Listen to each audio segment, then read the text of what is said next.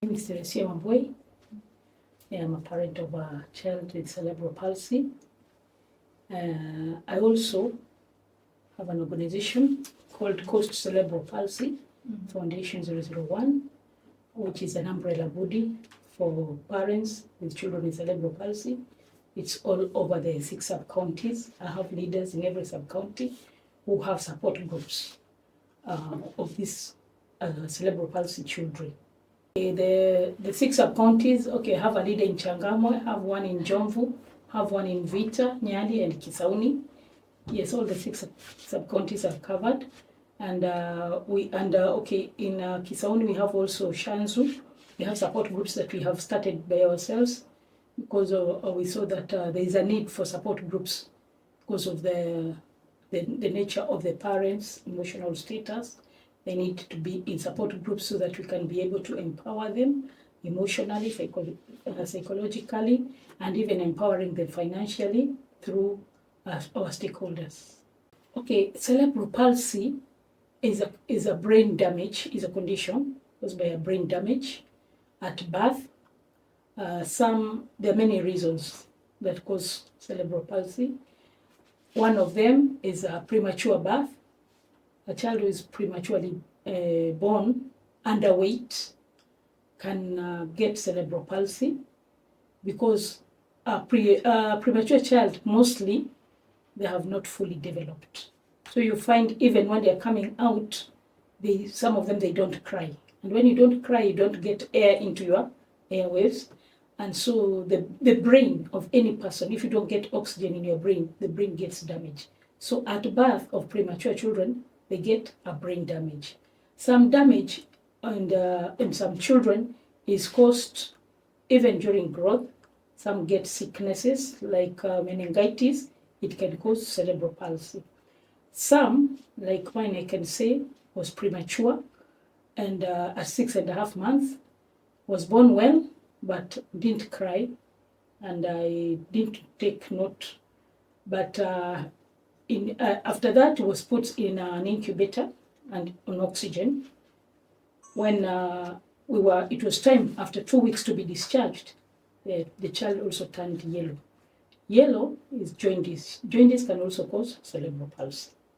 So I can say sometimes it's the neglect of the doctors, because when they see these symptoms, it's not their first time to bring to help parents to give birth, but they don't tell you there and then. This might happen to your child. Otherwise, we could take more precaution. So, may I give birth like that without knowing what is cerebral palsy or what? The day was to be discharged, my son turned yellow. I was told they have to put a very big light like this one on their face. And in fact, they bandage their eyes so that the light does not damage their eyes. You yourself, nobody's explaining to you what is happening. And then you're told, okay, you'll go home, you'll take care of your child. Remember, this child was born at 1.6 kgs. Hajafika hata ile kudungwa 2.5. You have to be 2.5 to get the BCG. So I go at home, I start taking care of this child. The child is so weak when you're breastfeeding him. The child gets tired and sleeps, you think he's fed. Kumbe, the jaws, they are weak, the muscles are weak. Cerebral palsy children also have the tendency of weak muscles. So you find that you gave birth to a child who was 1.6, now they have gone down to 1.3. You go to the hospital, they tell you, mama, because you're not taking care of this child. But they didn't explain to you. So I asked them, what was I supposed to have done? That time is when they explained to you, this child cannot suck, the muscles are. So I said, you should have told me that. So from there, you remember when you were in the hospital, you're feeding the child through the syringe. You breastfeed, you press the milk, you put in a cup, and then you put in a syringe. And then there is a pipe that has been put through the nose. You'll be putting there drop by drop. That's the cerebral palsy, when they are very tender, they are fed like that. After that, when you come out of the hospital, so when I realized that, I said, okay, I'll be pressing the milk and be giving by a spoon. So, and then they started picking up their weight. So it's very delicate. The challenges start from the word go. And that one was my last born. I've given birth. I have 4 children. The first 3 are okay. So nobody told me that. And I have 2 siblings who are born prematurely. They're not cerebral palsy.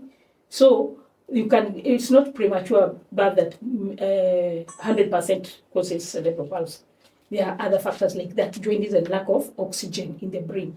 Because if you are born prematurely and you cried, the chances are you will not get cerebral palsy. So you see, after that, I was decided to go at home, and I was told to make sure that the weight keeps adding weight so that it can get the necessary injections. Moving on, the child started adding weight. The child is growing on well, but at the age of sitting down, when you're going to the hospital, because that's not the firstborn, we are realizing, but what is wrong with this child? The neck cannot stand on its own. Sitting down, because the child is feeding is plump, but now the back is like curved, it's not sitting even well, cannot even support. So, when you get a young baby, you want to take photos, put cushions here and there, and then you're wondering why. So when you go to the clinic, most of even the clinics where we go to, the local clinics, they don't know what is cerebral palsy. You ask them, but this child is not like the other children. You know what they tell you? They tell you it's because it was born prematurely. It'll be okay. So are you wiser than them? So you say it's okay. And this is the only child that you have given birth to who is like this. So me, to cut the long story short, the time I came to realize that my child is not well is when I traveled from here. Because you see, when you get a cerebral palsy child, the whole family is affected. Our family had transferred to Nakuru, but now because of this child, I could not join the family. I said, now this one I have to take care of. Nakuru is very cold, they want a warm place. Now at 1 year, I went to visit my family in Nakuru. When I went there, and then I attended the normal clinics, the first nurse who saw the child, a cerebral palsy child, most of them, because the scan has not haijashikana vizuri. So they said, we suspect rickets na ulazwe. So that's where now I started saying, this child, hata kama naambia is premature, atakuwa vizuri, and he's 1 year, remember now. It's not sitting, the neck is just a healthy baby, unashika tu hivi, anakula, anafanya kila kitu, but. So, nikastuka. And then I asked them, but this child, how do I get admitted na mtoto si mgonjwa? Then they told me, what you're going to do now, because your child might get infection here, it was on a Tuesday, come on Friday when the big doctor is there, the overall doctor is there in Nakuru. I thank God for that doctor, because, meanwhile I was told, take x-ray for the forehead and the chest. I went at home, and then I told the father, hey, this child looks very delicate, and I've been told to take x-rays. Let's do this, let's see, you know what, those ones they say, we wait until we see the big doctor, maybe the prescription will be different. Going on Friday, showing up, that doctor told us to take the x-ray of the hand. Now the ear is a bit better. And the same rickets showed. Rickets is a deficiency of vitamin D. You remember when you are discharged there, you are not given instruction how to take care of this baby. I was told casually, tukuwa namweka kwa jua. So, kumweka kwa jua, and all my other kids, I brought them up. I was in an upstairs also. Kuna jua ile inaingia tu. So I just took it casually. They didn't tell me this one has a problem. You have to make sure you put them to get vitamin D. So hapa nimeambiwa vitamin D at 1 year doesn't have vitamin D. So what do? I was given a prescription, and that doctor, the big doctor there, said somebody in the profession somewhere messed. So these doctors also, they messed. Hakutaka kutaja, but somebody in the profession messed. Remember, this is another county and this is another county. Hawezi kutaka kutajana majina. So somebody in the profession messed because I was not given the details how to take care of this kid. So what happened? They gave me prescription. So many medication. I remember them like yesterday. Alpha D3, Calcimax, 7Cs. You see? 4 kind of medication. And I was told, now I'm confused. I'm hearing these things. And then I was told, give your son this medication for 6 months. But in my mind, I don't know whether it's confusion or I had 6 weeks. And you can't imagine dawa for 6 months. So many said it's 6. And I kept buying those medications. Those medications, from the word go, they are very expensive. The Alpha D3 is something small like this. It's like drops. It's 2,000. Those years, 2005, it was 2,000. And then you're supposed to Kisha, you buy another one. And Calcimax is a mixture of like ndizi na njugu. It's for calcium. And then 7Cs is for omega-3 for the brain. So those medications, that's what, in fact, I can say from that time, those medications I think are the ones which helped my child. Because my son can talk now, you can reason with him. Only that he does not coordinate. Because the brain damage is, you see, the doctors will tell you it is irreversible, it does not heal. But to some extent, if I would have captured that medication maybe at 2 months or 3 months, maybe the condition would have been different. At the same time, after 1 year, I went back to Nakuru and the same doctor asked me, has the child walked? I said, no. Why? How did you take the medication? They said 6 weeks. The way you said, no, it was supposed to be 6 months. So you see, that communication. And it's because now you have family here, family there. You also, in any case, when I came back to Mombasa, now I sought for more counsel to see now what is going to help this child more. It's at 1 year, then I started taking this child to therapy at APDK for trees. Remember now, you have stopped working. You have stopped working. In fact, I had my first one was in Form 4 Matuga Girls. In fact, at that time, because the father was in Nakuru, she's the one who took me to hospital. So you see, and it was in May. I was going to do Form 4. She was also confused. She's supposed to take care of these smaller ones, take them to school, take care of me, until the father came. So you see, that disability, it affects the whole family. Concentration now is on this one and these others. Life has to move on. Remember now I've stopped working. I'm in the house. Nimeambia kukaa kwa nyumba mtoto wa 6 months mpaka umlee vizuri kwa nyumba. So I stopped working. Even joining my family in Nakuru now, I could not even join them. I'm taking care of. Now even me, become very emotional. See, me, I'm taking care of this ones. You people, you are grown-ups, you can take care of yourselves. I started taking therapy for this child.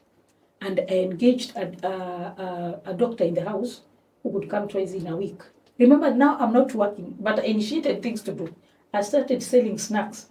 Hizi chauro, jugu, tabe. I used to take them to the nearby. I used to stay near the court, railway houses near the court. So I used to go to Muruna Kazi. I take those snacks there. I make snacks because now I have to get money for physiotherapy in the house.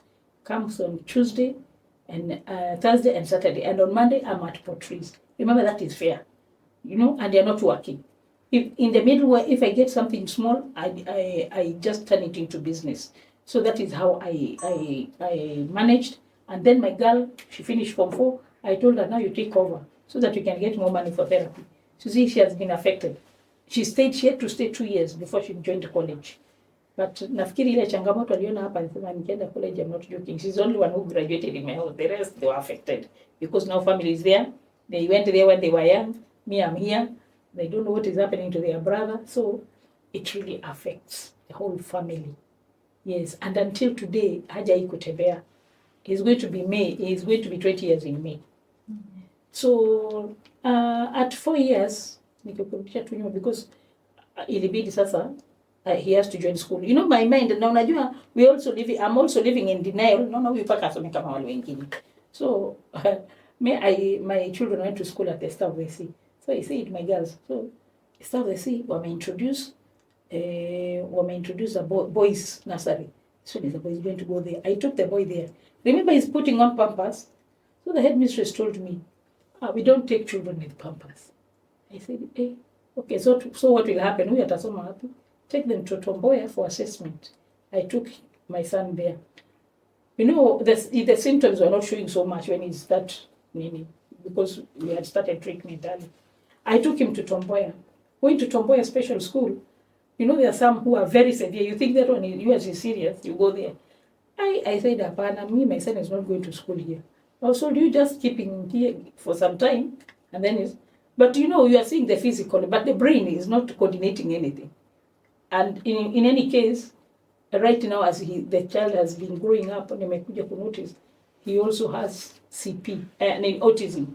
His combination is autism and cerebral palsy. So you see, when he went to school, he started well because he's new in school. But with autism, they adapt very much. So after 1 year, the second year, I started seeing my son. When he comes at home, he's clapping like this.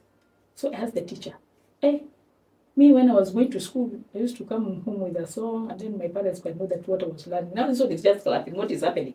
They also got surprised. They asked me, "You mean that's what he's doing?" They mentioned another boy who does that, who had autism. They're hyper, so they adapt. So that adaptation, I didn't know that it was an element of autism, and they adapt to what they see. You see what they see, they capture very fast. So the child went on like that, where he could catch him. He's good at seeing things he can do when he sees, but coordinating kusoma, he could tell you, hey, Hasani anajua kusoma, kufundishwa anashika, lakini mimi sishiki, but kama ni kuona kitu ya kufanya, he will do it. So we went on like that. Challenges are also going. Remember, this is our family wako kule, where we were staying there. The houses were sold. I said, mnanipeleka mahali mtoto ataenda skuli. Moved on to Ganjoni, another railway place. Another time, they were vile unaona watu wanabomolewa. Me have been a victim twice. So that one, they don't even care whether una mtoto mlemavu. So that time, luckily enough, the father had been transferred back. So he said, sasa we are going to Mikindani. Where I'm going to take is where we are going to stay. These railway houses I don't want. So we went there. Another challenge came up. The bus that was the transportation for school. The road at Kibarani was very bad, if you can remember those days. So the bus could not reach there on time, and then they were complaining a lot, and then there was no good coordination. Sometimes they'll bring the child. If they don't get you at the stage, they don't call you. You find that now the child is being returned to school. So, with men, they have not that patience. They told him, just stop the bus there, I come and collect my son. How can you, a child who went to school, who boarded the bus at 5:30, then you're saying you're returning them? So I remember from Mikindani to Changamu around is where he met the bus. The bus took the son and returned him at home. So from that time, it became a challenge to tell him, to convince him to take the child back. So I started doing advocacy now that time for going to the Ministry of Education, telling them we can't have only one special school for cerebral palsy in the whole of Coast Province. In where I moved in Mikindani there, the special unit there, I was being told there's a special unit. There's a special unit, but there's no class. Alafu, it's a special school for mental, autism, and cerebral palsy. They're all mixed. There's only one teacher. The mental and the hyper children, you can't contain them. Wakwa nafungiwa na kawai hivi so that they cannot run away. Alafu nikamuuliza mwalimu, are there toilets? No toilet. So what do you do? Hapa tu ni kama ni bring your child kama shamaliza shule nyumbani alafu tukuja tena kumchukua baadaye. So I said, no, this one is going even to affect the child more. So we did advocacy. Nashukuru National Council for Persons with Disability. They give 2 million, built a classroom there. They give equipment of 1.7 million for equipment for physiotherapy there. It was fully equipped. But still, because the demand was very great, the children of all over came there. You see, now you can't, na ni mwalimu mmoja. Later on, tunashukuru the area MP, Badi, nilipoenda kule kuwa nafanya advocacy, we used to work with him. He built another classroom. Ikapatishwa, now there are 2 teachers. Now at least nafasi inakuwa, but still my son could not fit there because cerebral palsy children, they don't like noise. Akisikia wengine, alafu most of the mental and autism, they'll walk. Yeye atabaki na wheelchair yake pale. So he started not wanting to go to school, and I was wondering why. So he could tell me, so me, I'm just going there to take porridge. And then, you see, when the child tells you like that, you wonder now what you're going to do. And then because of that, as it is affecting you, it's also affecting. Remember, this child has a cerebral palsy. Akapatwa na depression. Na sisi hatukujua. So he started staying after almost 1 year. He became violent. Is another time we took him to hospital. Tumemfunga kama mwendazimu so that he can't continue at Boma Hospital. He was taken an injection. And then he came back to normal. And then he said, give me food. He resumed his consciousness. And then he asked me, he remembered the friends he used to go to play with. So I was shocked. You mean this child is talking about things that happened 2 years ago, where the brain had, ni kama alikuwa lose the mind. So from that time until now that we are talking, he's on medication. Earlier on when he was young, he used to converse. Wanapewa dazinator na barbiton. That is another area of parents with cerebral palsy challenges they have, those medication. it can catch you anytime. You are just sleeping. It is just God who protects those children. You are sleeping saa 6, saa 7, saa 8 usiku. You think, let me check the child. Unakuta anaenda convulsing. Unaweza kutoka hata na kirinda tu, ujui vile ulikuwa umelala. Naambia tafutieni tuk kama taxi. If hauna pesa utajua. There is a time we were carried by a Muhindi. Akipita tu Samaria Mwema. Luckily enough, he used to run at the nearest railway clinic. Anapata injection ndio amuke. Every day that was the lifestyle. Lakini by the time we went to Bikindani ni kama hiyo tena iliisha for 3 years. But I don't know, we stopped medication. We don't know whether ile depression kama ni kurudi tena after 3 years ikakuwa worse. So until today siwezi kujaribu kumwachisha dawa. So he's on medication which I buy 1,200 per week. Tegretol and Ositas 5 milligrams. That one niliandikiwa Makadara Hospital na Dr. Mungome. So the other challenge is after taking this medication, tutafanya mtoto ta relax na tala, but zina side effect. There are so many side effects. And what you are supposed to do from time to time is to go for review. Hii review ni specialists. Because unasikia hata kama Dr. Mungome, they have their clinics at Ambagala House. You have to have 3,000, 4,000 to see them. Hiyo consultation unajua hujanunua dawa. So most of the parents, because they don't have that money, they go to the chemist, they just buy medication. Lazima Mungu mbele ndiye atajua bora tu mtoto tumelala, nimetoka, nimeweza kufanya nini. That's how they live. And in fact I can say from last year October mpaka sasa hivi, because mimi nasimamia Celebral Palsy, ni matanga nyingi tumechanga. Naambia sijui, because most of my support groups wameniadd. So if anything happens wananiambia. And even as we are talking today, yesterday I was called there's a APDK working together with the World Vision. Walikuwa wamesema wanatupatia wheelchairs. So I was called to go and nipokee wheelchair mtoto wangu. Nikienda, I got parents there. They don't know about e-citizen. They don't know about assessment. Sasa hata mimi nikajisahau. Sasa tukaanza topic yangu. I started encouraging them. I started talking to them about that journey. And I told them, to make it, you cannot stay alone. Utashikwa na depression. Join a support groups. You know what they told me? Tusaidie. Tupate nini? Support group. Ilikuwa ni ofisi ya Shof Kopale. Hata wale wamama nikamwambia kama mtatupatia hapa mahali, hii Friday, I'll get time. Nitatafuta hata ofisa wa agenda nije ni wa register. Na mimi nikawa challenge nikawaambia, mimi sitakuanga na nyinyi, mimi niko na kazi nyingi. Tafuteni secretary cheledi hapa ni miongoni mwenyu. Mimi nitakuwa nawafundisha, tafuta watu wa kuempower. And then you do what? You take off. Kuna watu sisi in our groups we have been empowered by an organization called Hand in Hand. Mefundishwa skills kama kutengeneza yogurt, sabuni, jik. So we tell parents, ukiwa unakaa pale nyumbani kwako huwezi kutoka na mtoto, tengeneza jik na sabuni weke pale mlangoni, usikose pampa ama usikose maziwa ya mtoto. So that's what we do. So wale pia nilisema tutafanya hivyo as we move on. And these children are being born every day. When you are doing International Day for Persons with Disability, I normally used to ask the doctor, Kwani, my son now is going to be 20. Say for example, this year atakuwa 20. Why Celebral Palsy children just being born every day? Ujai kujulikana ni nini shida. But it is this awareness. This, as we are talking right now, this month of March is awareness month. Na Nairobi kusema ukweli wako mbali. Nimeona watu wa Nairobi, niko kwa group ya Nairobi inaitwa Embrace. Those parents they talk. Mimi nilienda kwa daktari, mtoto wangu anaitwa Cabbage. Mimi ni sijui nini. Kama unaambia mtoto wako ni kurogwa, amerogwa, kwenye culture hiyo, some are divorced by their husbands because wanaambiwa sisi kwetu hiyo kitu hakuna, ni kwenyu. So they talk all those things because those are the challenges they, even now married women, they are married, pia wana changamoto. So you see they talk, one day they empty what is in them, ndio wanapona. Unaona? We laugh. Mwingine anaambia enda kanisani wewe ujokoka. Anasema mimi nishapeleka mtoto wangu hata kanisani, hata akanyeshewa hapo kwa crusade, alitoka hapo tu na pneumonia. You know, they make fun. Na mimi na encourage na waambia hata kama hakupona Mungu bado huwa anaponya. It's just maybe God wants to use that child for his own glory. Na huwa nawaambia kama Nick. Sijui kama mshaona Nick ule ana mikono na miguu, the motivational speaker. Naambia God is glorifying himself with that man. Ile kitu kidogo tu umepewa. That's why we don't call them disabled. We call them abled differently. Because what Nick can do, me I can't do. Yeah? He's pulling crowds, me I can't do that.